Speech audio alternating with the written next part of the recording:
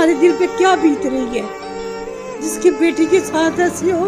वो कि जो मेरे आने वाला टाइम है, मैं इस टाइम बहुत बुरी हालत में हूँ। और आप कहाँ तक जाएंगी अपने इंसाफ के लिए? ज़रा सर खड़े होके ज़रा दिखाएं हमें। देखिए ये एक मजदूर बहना है, यही उसने लालच दिया कि मैं आपका सहारा बनूंगा, लेकिन हकीकतन जब सहारे का टाइम आया कि अल्फाज नहीं जो बयान कर सके।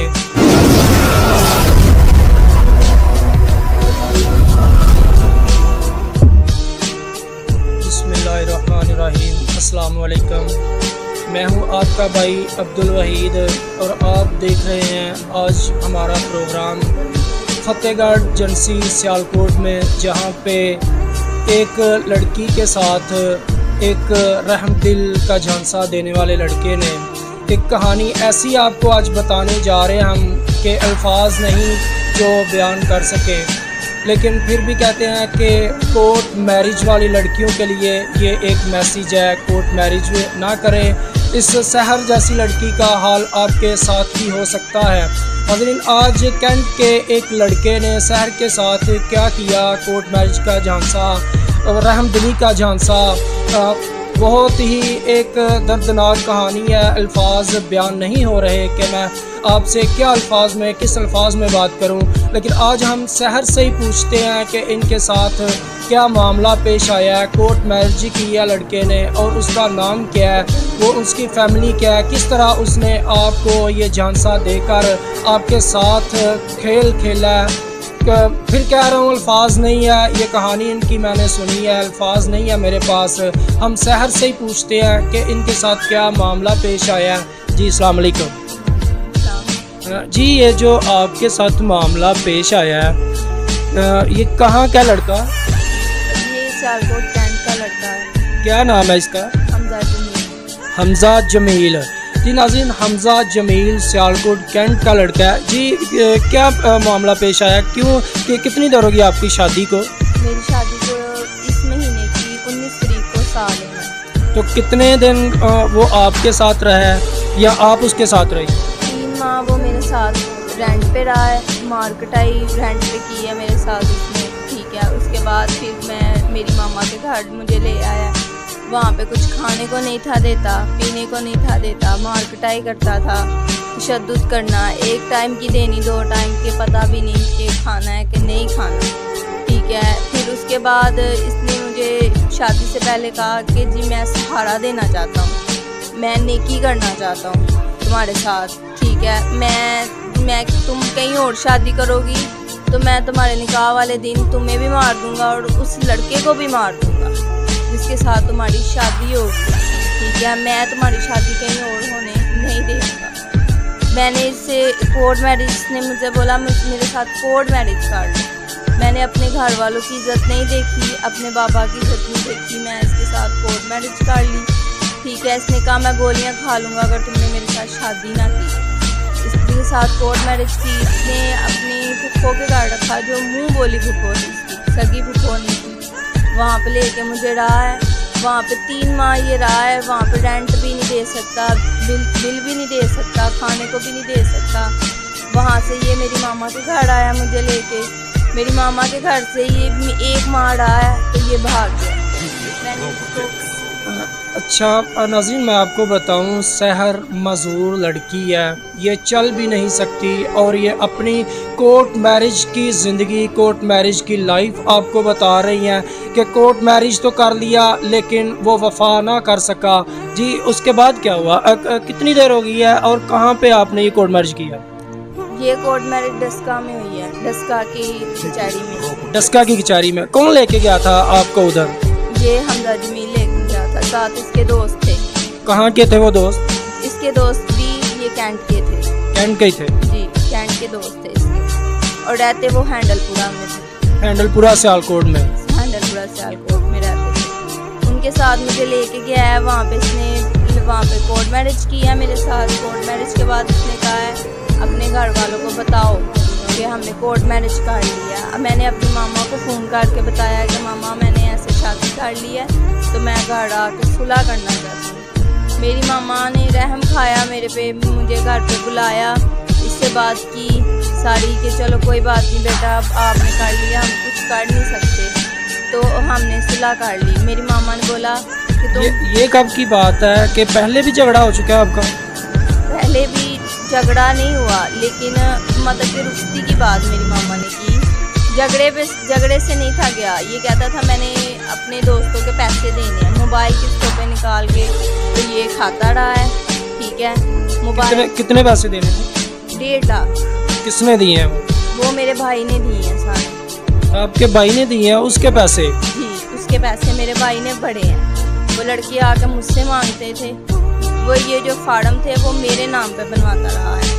موبائل جو قسطوں پہ نکلواتا رہا, اس کا ایک فارم میرے نام پہ بنا ہوا تھا جس کے بہت زیادہ پیسے تھے. وہ میرے بھائی نے کہا میری بہن کو تنگ کریں گے تو میں اس کے پیسے دیتا ہوں. وہ میرے بھائی نے اس کے پیسے دی. اس سے بات کی کہ تم واپس آ جاؤ تو پیسے ہم تمہارے دیتے ہیں. یہ واپس آیا ہے. اس نے قرآن پاک پر حلف اٹھایا ہے کہ میں اپنی بیوی کو چھوڑ کر کہیں نہیں جاؤں گا, جہاں بھی جاؤں گا ساتھ لے کے جاؤں گا. کس الیکٹرانک سے اس نے وہ چیزیں خریدی؟ کیسر الیکٹرانک سے, ہر ایک الیکٹرانک سے اس نے چیزیں, موبائل ہی خریدے ہیں, LCD وغیرہ. تو حلف اس کے بعد آپ اس نے قرآن پہ ہاتھ رکھ کے حلف اٹھایا؟ جی, کس قرآن بات کا؟ کہ میں آئندہ سے کہیں نہیں بھاگ کے جاؤں گا, اکیلا جہاں بھی جاؤں گا اپنی بیوی کو ساتھ لے کے جاؤں گا. تو اب کتنی دیر ہو گیا وہ بھاگ کے چلا گیا؟ 2 ماہ لگا ہوا ہے, 2 ماہ ہو گئے ہیں وہ بھاگا ہوا ہے. کوئی رابطہ نہیں کیا اس نے. جب ہم اس سے رابطہ کرتے تھے تو اب وہ فون بھی نہیں اٹھاتا تھا, کسی چیز کا جواب نہیں دیتا تھا. اس سے بعد جب اس کی میرے بھائی سے بات ہوئی, اس نے بولا کہ تم ایسے کرو, تم واپس آ جاؤ, تم نے جن کے پیسے دینے ہیں ان کے پیسے لے آؤ, تو آ کر اپنی بیوی کو لے جاؤ یہاں سے.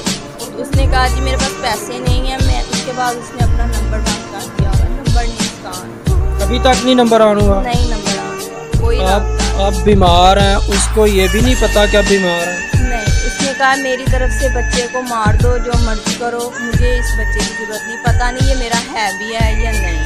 اب پریگننٹ ہے؟ پریگننٹ ہے, 7واں ماہ لگا ہوا ہے. 7واں ماہ؟ جی. اس کو اس کا پتہ ہی نہیں کہ آپ پریگننٹ ہیں؟ پتہ ہے اس کو, لیکن وہ کہتا ہے جی مجھے پتہ ہی نہیں ہے کہ میرا ہے یا نہیں. سارا کچھ پتہ ہے اس کو.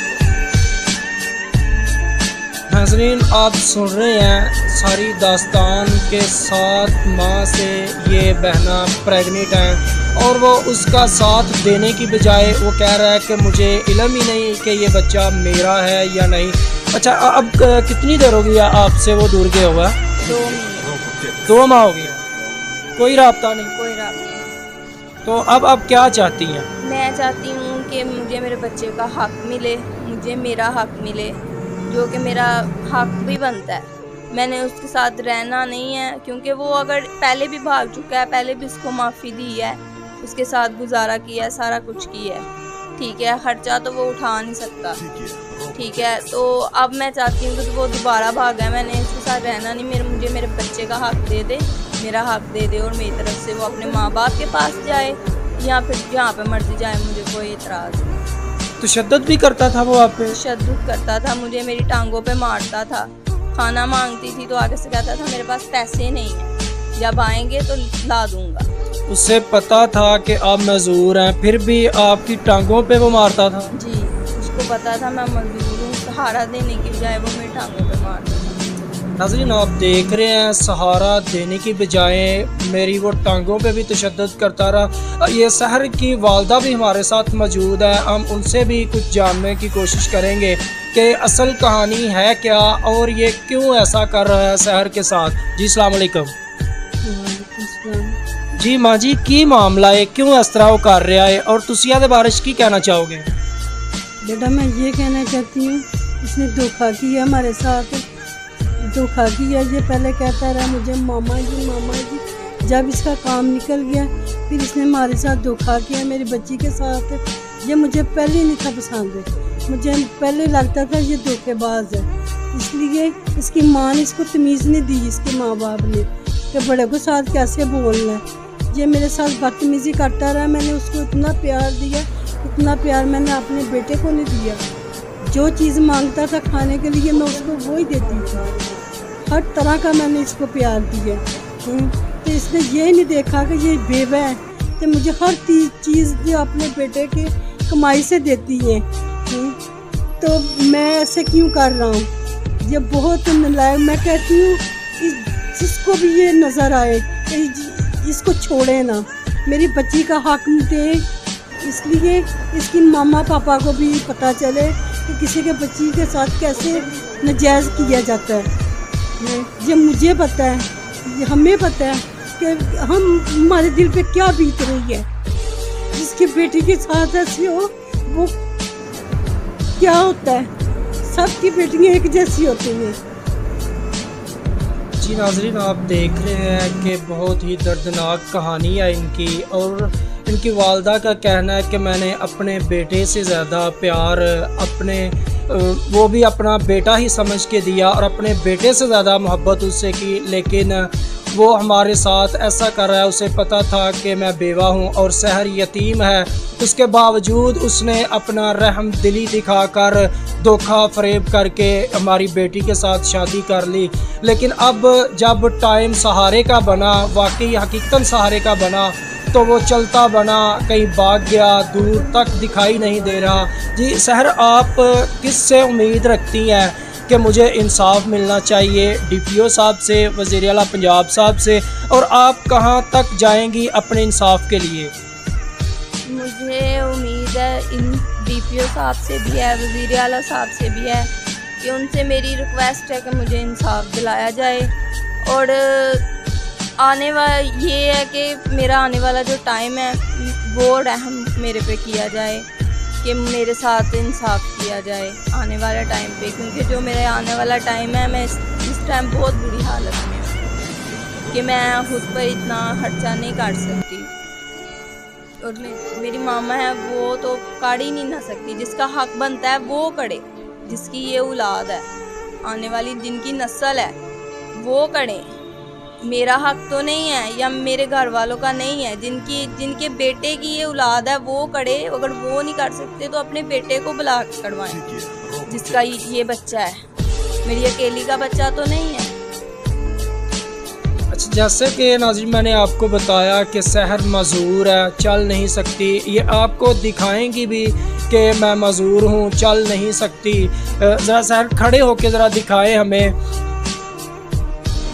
देखिए, ये एक मजूर बहना है, यही उसने लालच दिया कि मैं आपका सहारा बनूंगा, लेकिन हकीकतन जब सहारे का टाइम आया तो वो छोड़कर चला गया। और सहर कह रही है कि लोगों से, DPO साहब से, वज़ीर आला साहब से अपील कर रही है मेरी मदद करें, मेरा ये मुश्किल टाइम मेरे घर वाले अफोर्ड नहीं कर सकते, कोई मुखय्यर हजरात ही मेरे साथ ताउन करे और मुझे इंसाफ भी दिलाए। अच्छा सहर, आप ये जो कोर्ट मैरिज लड़कियां करती हैं, आपके साथ ये जो मामला पेश आया, आप उन लड़कियों के लिए क्या मैसेज देना चाहेंगी कि क्या वो भी आपकी ही तरह जलीलो ख्वार ना हो जाए? आप उनके लिए एक मैसेज करें। मैं उनके लिए यही मैसेज करना चाहूँगी कि बहना मेरी हालत देख लें, फिर किसी ऐसे लड़के के झांसे में आए जैसे कि मैं रहम दिल के झांसे में आई हूँ, तो अपने आने वाली ज़िंदगी ना खराब करें जैसे कि मैंने की है।